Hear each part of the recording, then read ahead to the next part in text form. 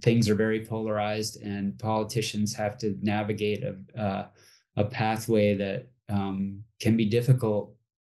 Even if they are deeply concerned about climate, they also know that they go too far out on a limb, they're probably going to lose their seat. So there's things that they do political calculations on what they can do and not do along the way on this issue, because it has become so polarized.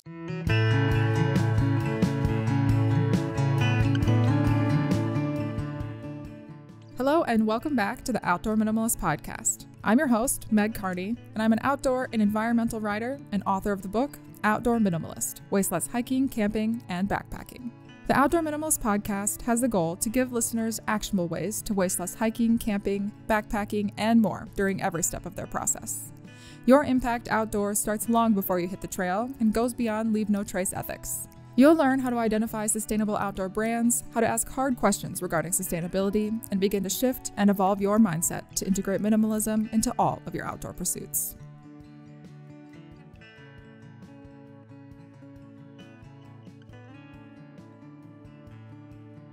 We are halfway through our first climate month on the Outdoor Minimalist podcast, and in episode 154, we explore the intersection of outdoor advocacy with climate action. To me, loving the outdoors means way more than just enjoying nature. It means standing up for it in all aspects of my life. In a polarizing political climate, it can be especially difficult to know how we should use our voices, and if they'll be heard at all. But that's why we're discussing how outdoor enthusiasts can amplify their voices in policy discussion and why action across all levels of government is necessary for achieving climate solutions. It's no secret that the outdoor industry can step up its role in climate advocacy. And whether you're a seasoned activist or just starting out, my guest, Bill Barron, provides actionable steps to engage in the climate movement because, after all, we are all in this to create a better outdoor space as we recreate. Bill Barron, an Alta ski patroller of 24 years, has blended his passion for the outdoors with advocating for meaningful bipartisan action on climate change, including 5 climate advocacy bike tours. Bill is a 3-time single-issue federal climate candidate, founded the first Utah Citizens Climate Lobby chapter in Salt Lake City in 2010, and has been the Mountain West Regional Director of Citizens Climate Lobby since 2013, covering Montana, Wyoming, Utah, Colorado, New Mexico, Arizona, and Nevada. Citizens Climate Lobby is a nonprofit, nonpartisan, grassroots advocacy climate change organization with 231,000 volunteers organized over 375 chapters around the country, focused on national policies to address the national and global climate crisis. Their consistently respectful, nonpartisan approach to climate education is designed to create a broad, sustainable foundation to drive climate action across all geographic regions and policy inclinations. By building upon shared values rather than partisan divides, and empowering individuals to work in keeping with the concerns of their local communities, they advocate for the adoption of fair, effective, and sustainable climate change solutions. So thank you for joining me on the Outdoor Minimalist podcast today, Bill. I am excited to discuss a little bit more about climate change and policy and how the outdoor industry can hopefully become better advocates in this arena. So to start us off, would you mind sharing your background with the Citizens Climate Lobby? And for people who haven't heard of that, what exactly it is? Sure. So my background with Citizens Climate Lobby is I got involved with the organization in 2010. I was concerned about climate and how we were impacting the environment, and thought it would be really important for me to get involved, mainly at the time really concerned about the future my daughter was going to see, and was really motivated to take action, and was really drawn to the approach of Citizens Climate Lobby. And so I started the 12th chapter ever created for Citizens Climate Lobby in Salt Lake City, Utah. And now there's about 375 chapters across the country. Citizens Climate Lobby is a volunteer-based, nonpartisan nonprofit that's advocating for bipartisan climate solutions, specifically focused on federal legislation and really trying to build the political will for a livable climate. And so we have been working uh, for many years in this area, and it's been really interesting to see the growth of the organization and the power citizens have to influence policy and to empower individuals to engage on this issue. Absolutely. And living in Salt Lake City, best snow in the world, you obviously likely enjoy activities like skiing and getting outside.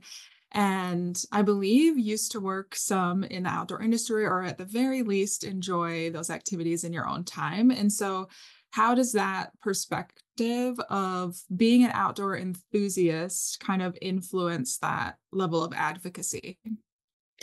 Yeah, so I grew up in Vermont and moved out to Utah with a dream of skiing out west for a season, and ended up staying, and I'm still here after 34 years.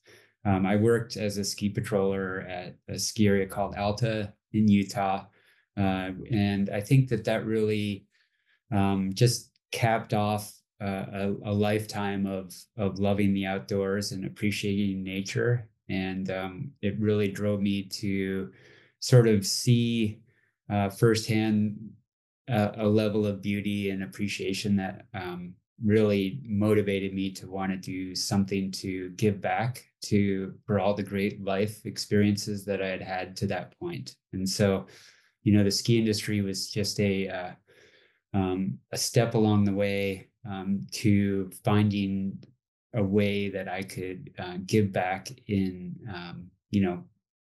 a way to address these issues that are facing our natural world. And so the work that I did and the times that I had out in nature was just a way to be able to speak to what I really wanted to see happen for the changes, and really wanted to try to find ways to get more people involved in this issue, knowing that there's a lot of mutual appreciation and love for nature out there in the outdoor industry. Yeah, absolutely. I think the more time that we're spending outdoors, perhaps the more we care about it because it's a bigger part of our life. And also, at least from my experience, I feel like over the last 10 or so years, I've also been able to kind of see the direct effects of climate change when I am going out to these different places. When we're talking about outdoor advocacy, then how does that directly relate to the climate movement? I think you've alluded to that already, but I think it's especially important right now, especially during high stakes election years, to make our voices be heard. So, yeah, what is your take on outdoor advocacy and the climate movement?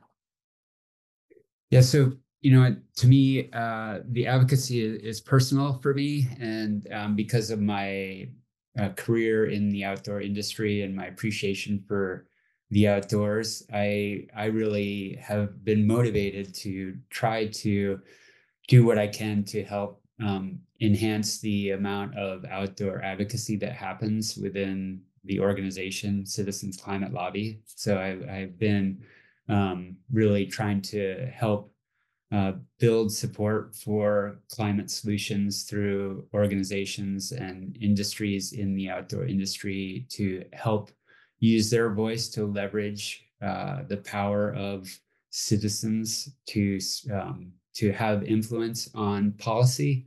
And I think it's probably personal to me that I know a lot of people who, like me, love the outdoors and chose careers in the outdoors because of it. And I think that I felt like there was this need for individuals who are active and outdoor oriented to make a contribution. And that, like, if you get political, there's definitely segments of our society that are weighing in on all types of issues, and it just seemed like a natural fit to me to have individuals who appreciate and love the outdoors, to be sure that their voice is heard so that they're weighing in and help building that political will along with other groups and organizations across the spectrum.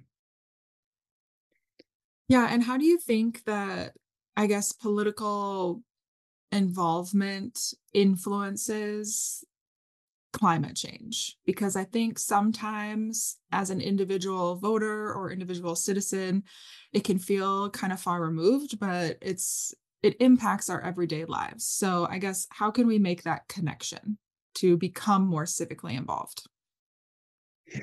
Yeah, I mean, I think that's like the $1 million question as far as how to get people who love the outdoors involved. And I think, you know, I try to convey how important everybody's voice is. It really doesn't matter where you're coming from or who you are.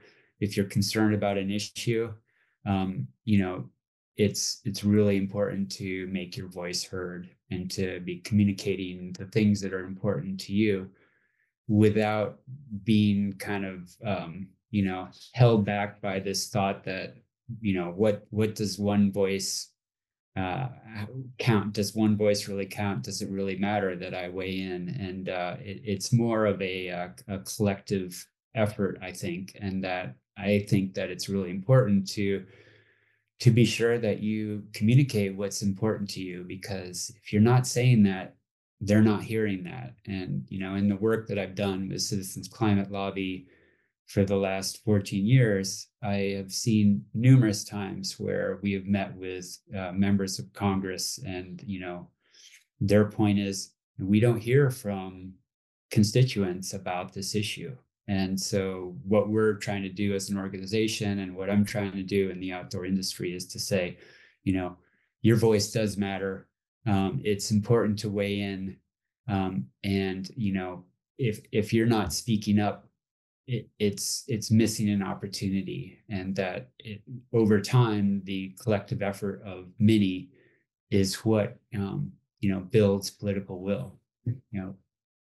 Politicians don't create political will, they respond to it. And so it's important for us as citizens to build that political will and not give up. I mean, the challenge with climate, I think, is that it's such a big issue.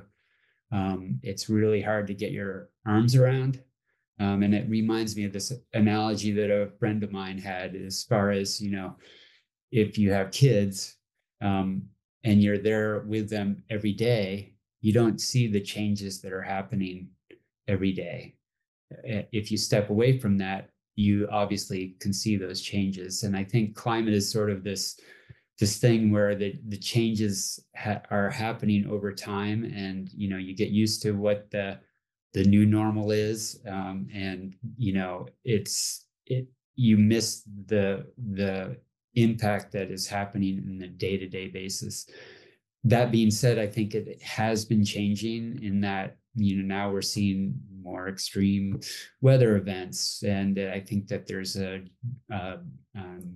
general understanding that those are happening. Fires, floods, on and on. I think that there's become a more of an acceptance that these changes are happening, but it's just a really hard thing to put your arms around because it's so big. And so, even though it is that, huge element that's out there, and it's big, and it's kind of hard to think that this, one voice can make a difference. I would like to suggest that it's really important that everyone speaks up for what is important around climate, and to share those concerns, because that's what builds that political will that we need to continue to work towards solutions. And the Citizens Climate Lobby you mentioned earlier has a big focus on federal policy. And so, why do you think that the federal level of action is so necessary to address these issues more effectively? Yeah, I mean, to be honest, all levels are important. Citizens Climate Lobby focuses at the federal level primarily because we see that, in order for us to address this huge issue, we need to have solutions that match the scale of the problem. And in order to do that, really, we need countries to take action. Working at the state level is certainly very important, or even the local level is very important. But if we are not able to move policies at the federal level, we're just not addressing the scale of the problem in the way that we should be. And it's undeniable that the United States is a very powerful country and has so much influence. And so by building political will and working on federal level solutions, it really helps motivate actions globally. And really that's where we need to be going. And it's that's why really we've been focusing at the federal level, is because it matches the scale of the issue that we face. Adventuring plans on your calendar? Remember to grab your Lava Linens travel towel on your way out the door. Founded by a mother-daughter team, Lava Linens crafts durable, luxurious travel towels as a more sustainable and better performing alternative to microfiber and cotton towels. Powered by flax, hemp, and tencel, they're designed to be by your side for years to come. Use the code Outdoor Minimalist for 15% off your next order. One thing that I think about a lot is the phrase act locally and think globally. I can't remember who said it. I'll find that out later. But you mentioned that, of course, all levels of policy are important. And so how does state level or even like local government kind of influence your overall strategy? And then how can some like local or state initiatives then become federal initiatives? Sure. As far as act locally, I mean, on a personal level, I've worked to add insulation to my home, put solar, have energy efficiency measures, all the things that we try to do on an individual basis, if at all possible. And then as far as, state level legislation, we know that our federal delegation is, it's important to know that I think we all can appreciate that things are very polarized and politicians have to navigate a pathway that can be difficult. Even if they are deeply concerned about climate, they also know that they go too far out on a limb, they're probably going to lose their seat. So there's things that they do political calculations on what they can do and not do along the way on this issue, because it has become so polarized. And but if you think about if a state passes specific legislation that is focused on climate solutions or talking about climate solutions, it creates political cover for the federal delegation to be able to move more in that direction, because they know they have the support from their state legislature. And it kind of trickles up along the way, so that it just makes it easier. If all levels of government are working towards climate solutions, it makes it easier for anyone that's in that political spectrum to be more able to go out and communicate on this issue and really work towards solutions. In Utah, there was a stewardship resolution that was passed in a bipartisan fashion. We really stress the importance of bipartisanship in our solutions, because we really need to be bringing both parties together on this issue.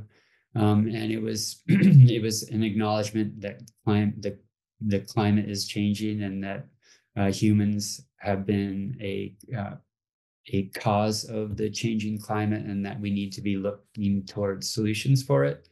And just by doing that messaging as a resolution, it creates a more comfortable space for other legislators at all levels to be able to talk about this issue without it being, a political football.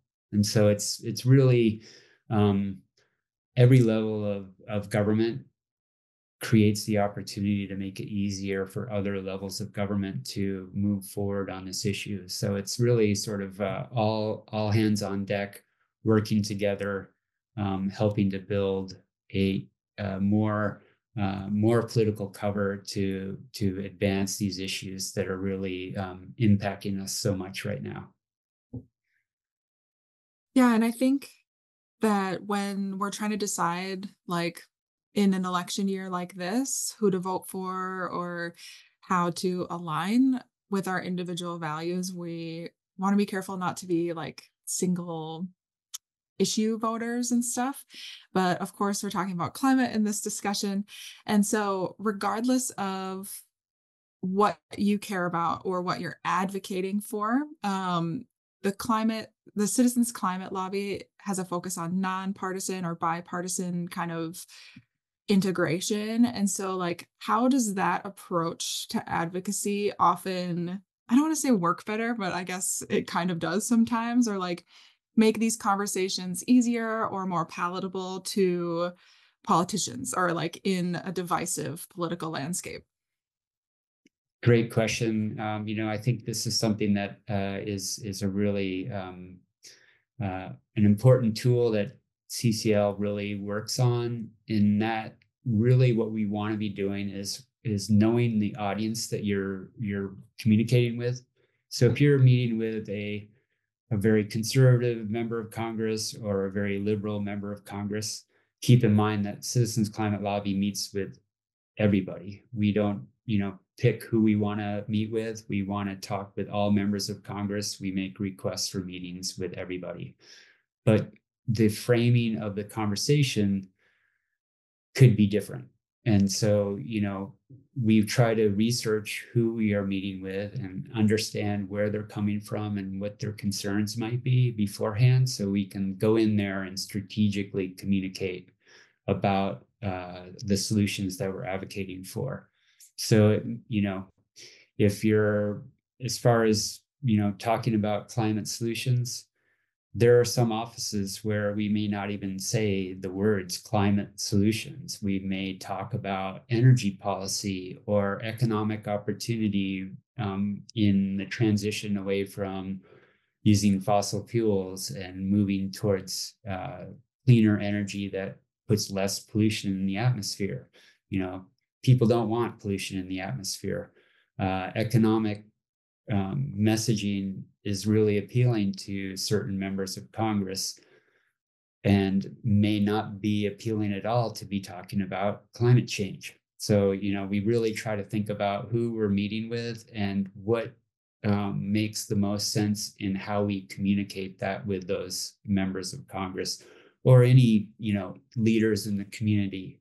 How can we talk in a way that it's easier for the audience to hear what we're trying to move along? And so, it's sort of like looking at the big picture and going, here's our goal out there. We want to be able to have these powerful bipartisan solutions. And we choose to go for bipartisanship because we know that they're more durable if they are bipartisan. If you think about like the Affordable Care Act that was pushed through by the Democrats, it's been contested many, many times. And it's because it was pushed through by a single party, where we have solutions that have been bipartisan.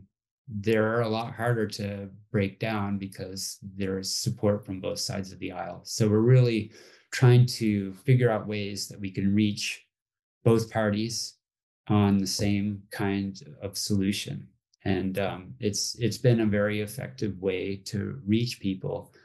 And the beauty of that too is that, we know that the climate issue is something that is going to be with us our whole lives.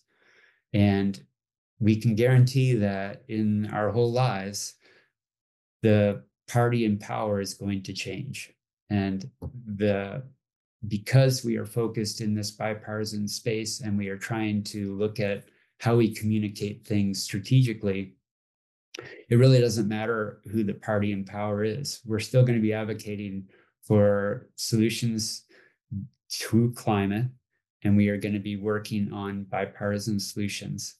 So the messaging is to be geared strategically to who you're talking with, whether it be a Republican or a Democrat, with the goal to try to bring both parties together on the solutions and to really unite people around, things that are important to any individual, the health of their families in the future, coming generations, less pollution in the atmosphere, things that are more digestible by more people, and to really try to use that as a way to reach people and bring those concerns together, to find solutions that work for everybody. Yeah, that makes a lot of sense. Like when you talk about climate change, I think sometimes it can be almost like too big of a topic because so many pieces of policy or so many areas of our life are influenced by climate change. And so, like, breaking it down into more digestible pieces, like you're saying, makes a lot of sense and could probably apply these things when we're talking to people in our everyday lives as well. And in the outdoor industry. And so, as a broader outdoor industry or outdoor enthusiast, how can we become more involved in this policy and advocacy? Yeah. Well, I mean, everyone has their own skills and talents and how they communicate it. And I mean, selfless plug for Citizens Climate Lobby. We're nonpartisan, and we are always looking for citizens who would like to help build the political will in this bipartisan space. So there's tons of opportunities with Citizens Climate Lobby to get involved.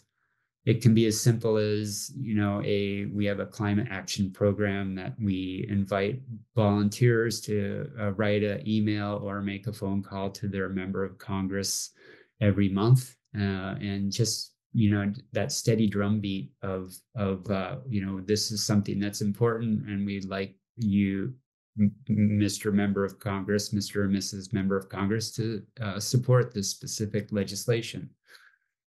It can also be, you know, writing letters to the editor, sharing concern about, the climate, and talk about solutions. These are things that, are really available to any citizen who is concerned, to, help build and raise awareness for what is going on. Letters to the editor are really powerful because it reaches the readership of a paper. And we know that members of Congress are always tracking what the locals in their district are saying about specific issues. So they're monitoring these papers. So it's a really, powerful and economically feasible way to reach members of Congress and share about what is concerning to you. Now, maybe you don't want to get involved with Citizens Climate Lobby. There's still things you can do. With outdoor enthusiasts, knowing many, they have, some sort of social media presence, and there is an opportunity to just be, talking about climate and concern for climate and sharing that in your social media feeds is also something that, is helpful. All these different things are sort of like helping create that, steady drumbeat that says, this is an issue that's concerning to me, and we need to be doing things about it. And what I love about Citizens Climate Lobby is we're really an action-oriented organization. So we're always providing opportunities and tools for volunteers to help build that political will. But even just, lots of social scientists talk about, how do we reach people about climate? And, I mean, the best thing to do, if you want to just kind of stay away from different organizations, is to be talking about it with your peers, to be willing to bring it up, to be willing to share your concern for it. And I think that, and guilty as charged, if I'm talking to my friends, they know my shtick. They've for the last 14 years, I've been doing this work. And so I don't necessarily drop into a conversation about climate and, my concern for it.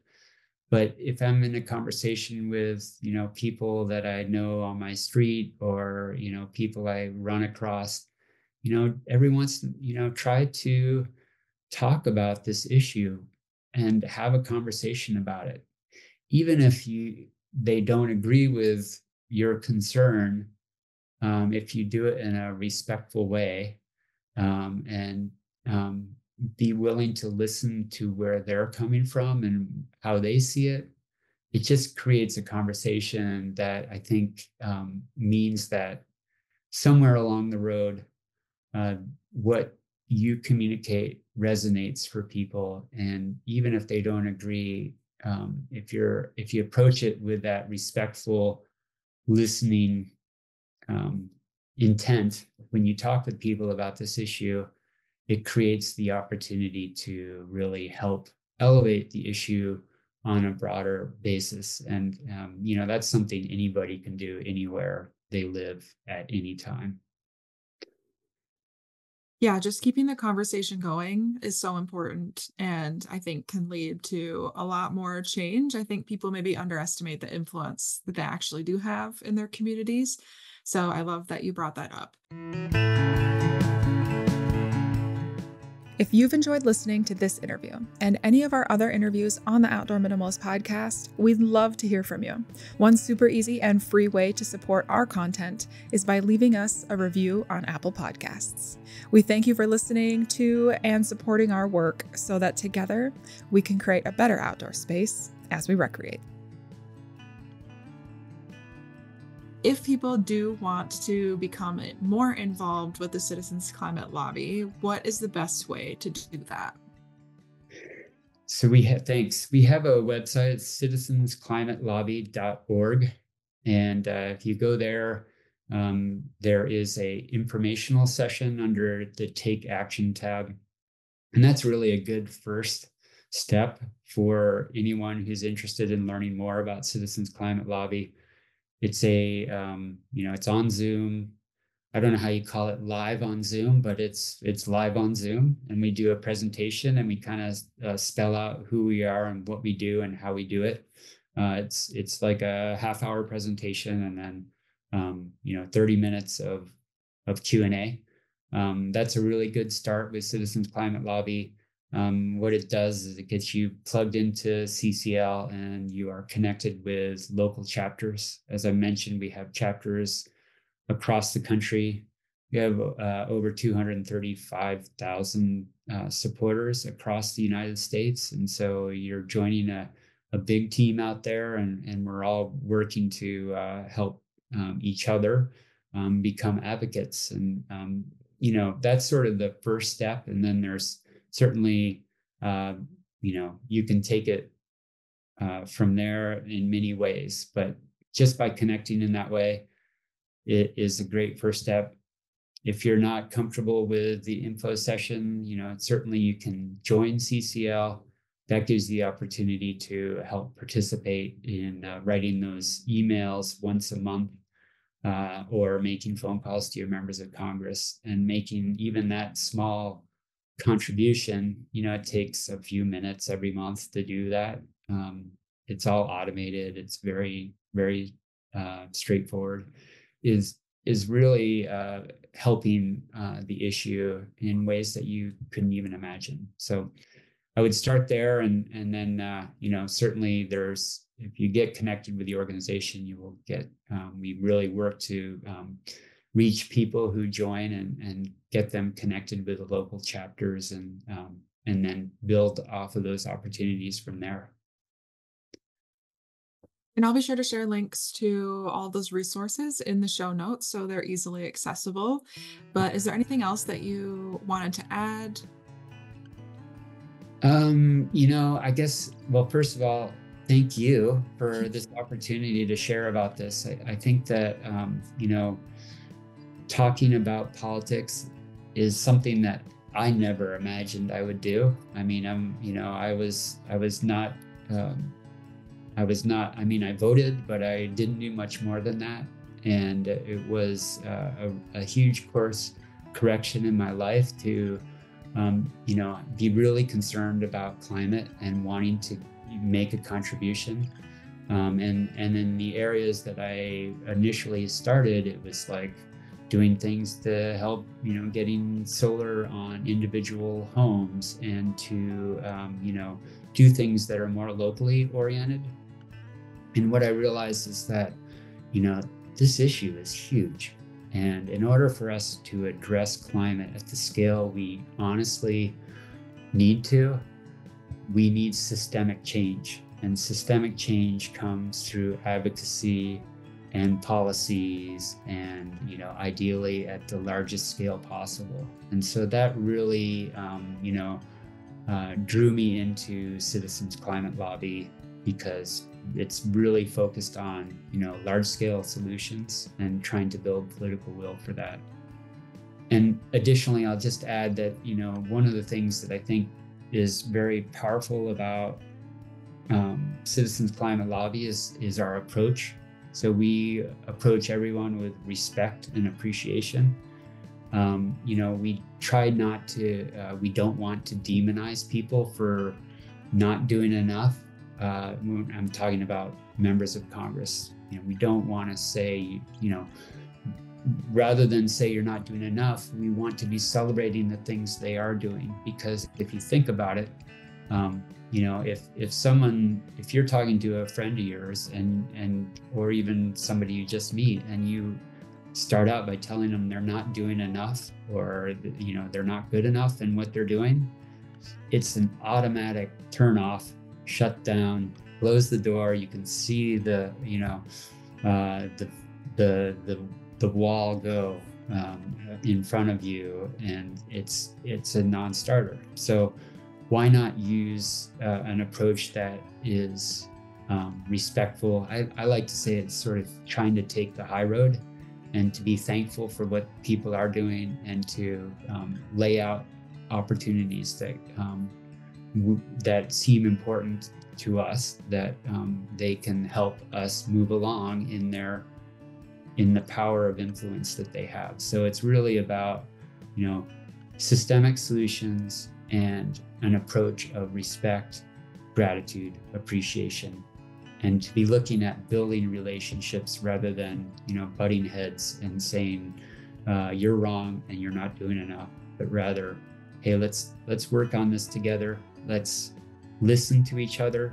It always really benefits to be able to listen to people, even if you don't agree with them first, so that they feel heard, and then try to find common ground where people who have disagreements in view can at least have a starting point to start from, in order to build a relationship over time, knowing that building relationships is really a special key, I believe, to success in moving forward on this issue.